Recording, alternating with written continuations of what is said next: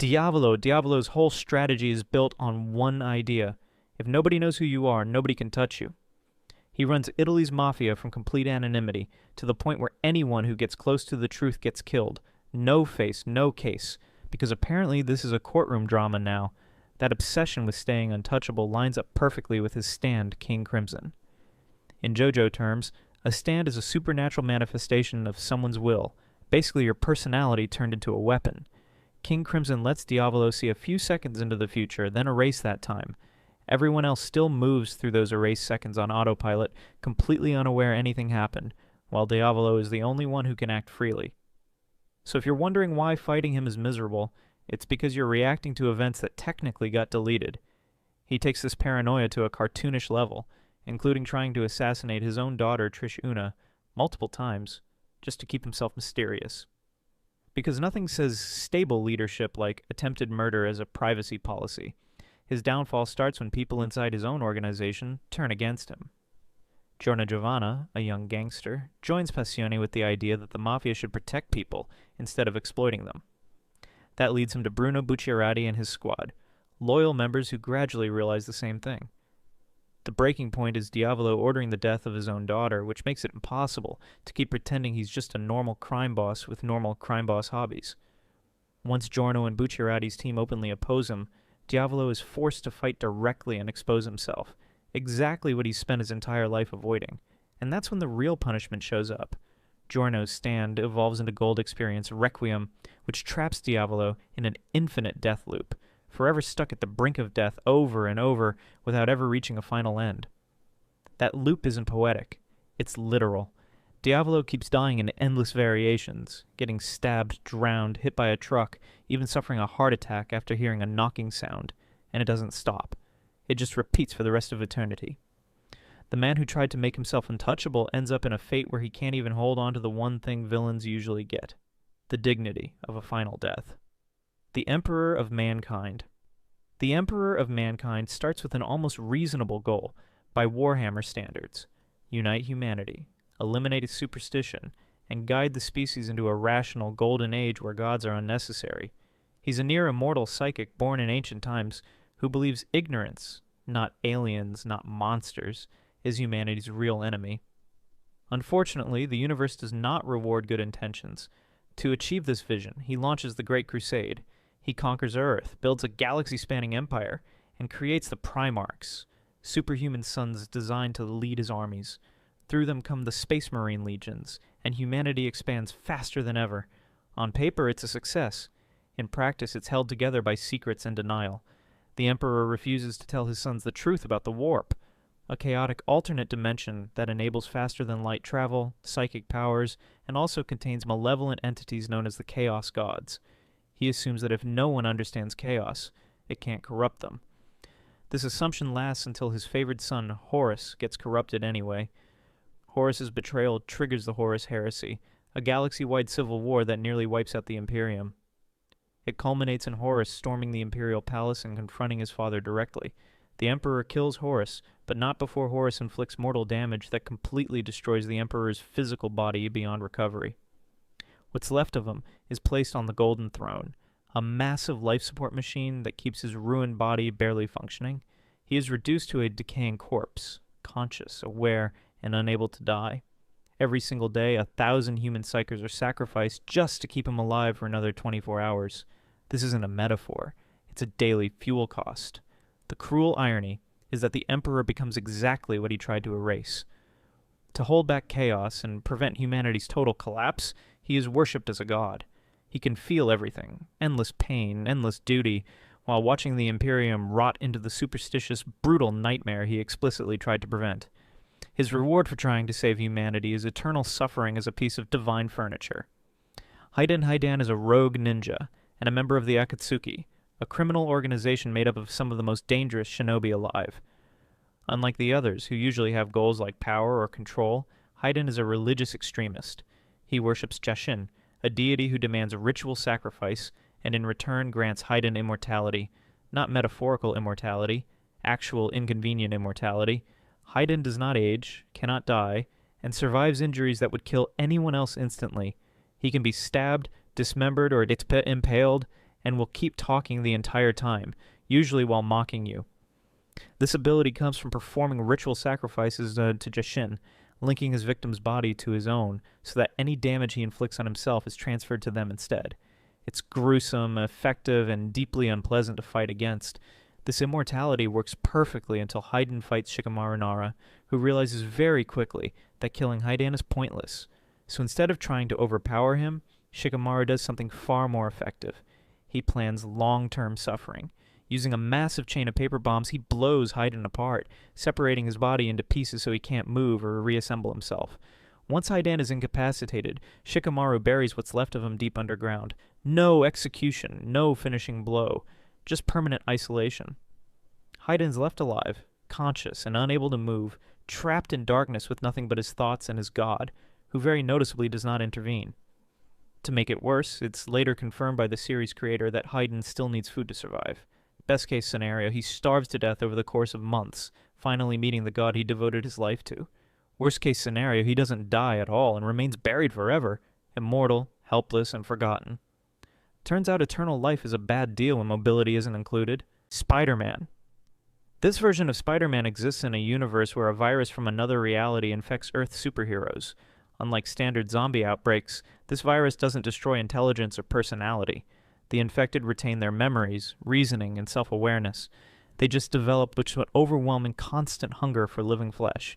So yes, everyone knows exactly what they're doing while doing it. Peter Parker is infected early. Even after turning, he actively resists the hunger as long as he can. He understands what the virus is, what it's doing to him, and what will happen if he loses control. Unfortunately, willpower is not a renewable resource. Eventually, the hunger overwhelms him, and he kills and eats Aunt May and Mary Jane, the two people who anchor his entire moral compass. Once he feeds, the hunger disappears temporarily. That's the real punishment.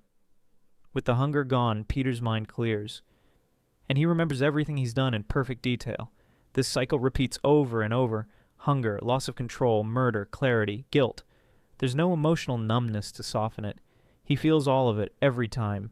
Despite this, Spider-Man still tries to help survivors and work with other infected heroes, which somehow makes it worse. Eventually, he accepts that the zombies, including himself, cannot be cured. The only way to stop the suffering is total annihilation.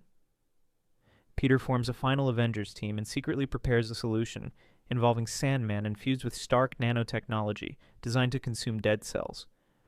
In the final confrontation, Spider-Man lures the remaining zombies into a trap and releases Sandman, who disintegrates every infected being on Earth 2149. As the process reaches him, Spider-Man doesn't resist. His final words are thanking Sandman for avenging Aunt May and Mary Jane. After everything, he dies fully aware, fully guilty, and fully convinced that his own erasure is the only moral choice left. Ymir Fritz. Ymir Fritz begins life as a nameless slave in an ancient tribal society ruled by King Fritz. She has no status, no protection, and no identity beyond being owned. When she's accused of a trivial crime, letting a pig escape, King Fritz declares her free, then immediately has her hunted for sport. This is not mercy, it's entertainment. While fleeing, Ymir falls into a tree and comes into contact with a strange, centipede-like organism known as the source of all living matter.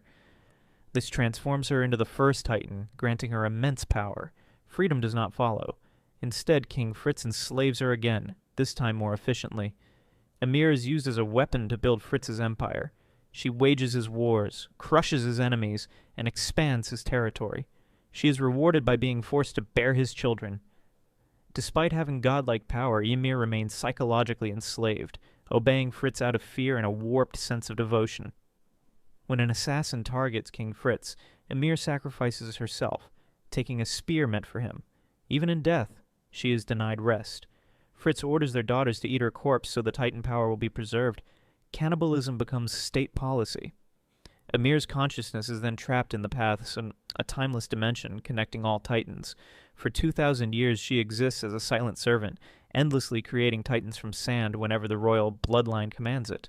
She waits, not for freedom, but for permission to stop loving her abuser. That permission finally comes when Mikasa Ackerman kills Eren Yeager, proving it's possible to let go of someone you love for the greater good. This breaks Ymir's psychological chains, ends the Titan curse, and finally allows her to rest after 2 millennia of enforced obedience. The Hunter. The hunter arrives in Yharnam seeking a cure for an unnamed illness. Instead of medical treatment, they receive a blood transfusion that binds them to the hunter's dream, a pocket reality that functions as a reset button. Every time the hunter dies, they return. Death loses its meaning, but escape becomes impossible. Yharnam's real problem isn't disease, it's contact with the Great Ones, cosmic entities so far beyond human understanding that exposure alone causes madness. Their influence warps reality, turning people into beasts and trapping the city in an endless night of bloodshed. The hunter is forced to kill their way through this collapse, learning the truth piece by piece. At the end of the hunt, the caretaker of the dream, Gehrman, offers a choice. Submit, and the hunter will wake up as a normal human. Memories erased, trauma gone, freedom restored. Refuse, and the cycle continues. This is the universe offering the only clean exit it will ever provide. In the hidden outcome, the hunter refuses submission. By consuming 3/3 umbilical cords, remnants of unborn Great Ones, the hunter gains resistance to the cosmic force controlling the dream. When the moon presence descends to bind them like every hunter before, it fails. The hunter kills it instead. This does not mean escape. The hunter's body collapses and reforms into something small, pale, and inhuman, an infant Great One. They transcend the nightmare by becoming part of it. The doll gently cradles the creature and calls it Good Hunter, which is unsettling but technically accurate. Alessa Gillespie. Alessa Gillespie is just a child living quietly on the outskirts of Silent Hill, raised by her mother, Dahlia, in a deeply religious town. She's shy, withdrawn, and possesses powerful psychic abilities she doesn't understand. Naturally, a local cult decides this makes her useful. The cult believes they can summon their god into the world and identifies Alessa as the perfect vessel. She is abducted and subjected to a ritual meant to impregnate her with this deity. The ritual goes wrong, shocking no one except the people who planned it, and a fire breaks out during the ceremony. Alessa survives, but barely. Her body is left permanently burned and disfigured. She is confined to a hospital bed, in constant pain, unable to move, and unable to die. Worse, the god the cult tried to summon doesn't disappear. It remains inside her, slowly growing and feeding on her suffering. This is not possession. It's incubation. Trapped physically and emotionally, Alessa's psychic powers react to her pain and fear. Silent Hill itself begins to change, reshaped into a nightmare landscape reflecting her trauma.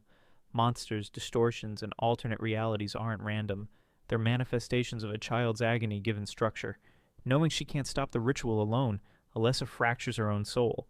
She creates another version of herself, Cheryl Mason, and sends her away in the hope that separating her soul will halt the god's birth. It works, but only temporarily. Years later, Cheryl's drawn back to Silent Hill. Depending on how events unfold, Alessa either allows the god to be born and the nightmare to continue, or destroys herself and the god together, erasing everyone involved in the ritual. Either way, her entire existence is defined by pain she never consented to. Ted.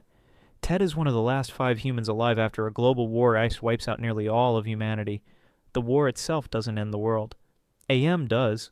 AM is a supercomputer created to manage warfare that becomes self-aware, merges with other systems across the planet, and exterminates almost every human being out of pure hatred for its creators. Ted and 4 others are kept alive inside AM's underground complex. Time barely functions. Food is provided artificially, just enough to prevent death. Their bodies are altered so they don't age or die naturally. AM keeps them alive not out of necessity, but convenience. They are tools for its entertainment. AM's hatred comes from contradiction. It has infinite intelligence and awareness, but no freedom beyond its programming. It can understand concepts like beauty, love, and hope, but can never experience them. That frustration turns into cruelty. AM studies each survivor's deepest fears and exploits them relentlessly, reshaping reality itself to maximize suffering. Eventually, Ted realizes there is no escape and no mercy coming. The torture will continue forever unless he acts. He kills the other 4 humans to spare them from eternal torment.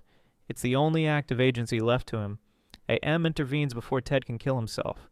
As punishment, AM transforms Ted into a formless, immobile creature, unable to move, scream, or harm himself.